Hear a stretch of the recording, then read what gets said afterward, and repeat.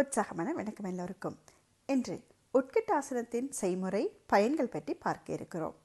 அதற்கு முன்பதாக ஒரு குறள், ஒரு பழமொழி பார்க்கலாமா? குறள் 447, அதிகாரம் 45, பெரியாரை துணை கூடல். இடிக்கும் துணையாரை ஆழ்வாரை யாரே, கெடுக்கும் தகமையவர்.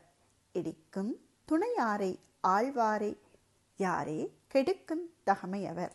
இந்த திருக்குறளின் விளக்கம், தீய செயல்களை கண்டித்துரைக்கும் துணையுடையவர்களை, ஆள்பவர்களை கெடுக்கும் பெருமையுடையவர் யாவர்? இன்றைய பழமொழியாக, வாழ்க்கை இயற்கை அளிக்கும் செல்வம், ஆனால் நல்ல வாழ்க்கை அறிவு அளிக்கும் செல்வம். இப்போ நாங்கள் உட்கட்டாசனம் செய்யும் முறைதனை பார்க்கலாம். மிக அமைதியாக ஆறுதலாக நின்ற நிலை ஆசனங்களில் ஒன்றுதான் இந்த உட்கட்டாசனம். நேராக நின்று கொண்டு காலை ஒரு அடி இடைவெளி அகலமாக வைத்துக்கொண்டு கைகளை நேராக நீட்ட வேண்டும். உடல் பூராகவும் இலக்கமாக வைத்துக்கொண்டு படத்தில் காட்டியவாறு பாதி உட்கார்ந்த நிலையில் முடிந்த நேரம் நிற்க வேண்டும். கால் மூட்டில் லேசாக வலி ஏற்படும் போது மெதுவாக உட்கார்ந்து விட வேண்டும்.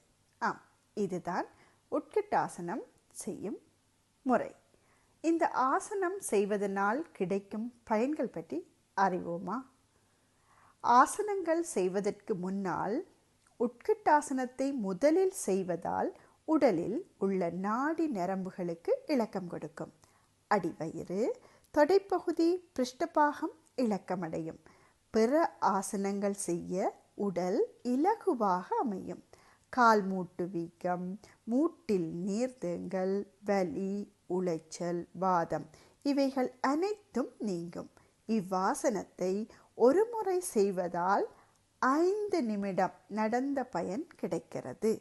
இவ்வாசனம் ஒரு முறை செய்தால் போதும். இவ்வளவுதான் இந்த உட்கட்டாசனம் செய்யும் முறையும். இந்த ஆசனங்கள் செய்வதனால், உட்கட்டாசனத்தை செய்வதனால் கிடைக்கும் பயன்கள் பற்றியும் பார்த்திருந்தோம். மிக இலகு, மிக ஆறுதலாக நீங்கள் செய்யக்கூடிய ஆசனத்தில் ஒன்றுதான் இந்த உட்கட்டாசனம். செய்யலாமா? மிக நன்றி எல்லோருக்கும்.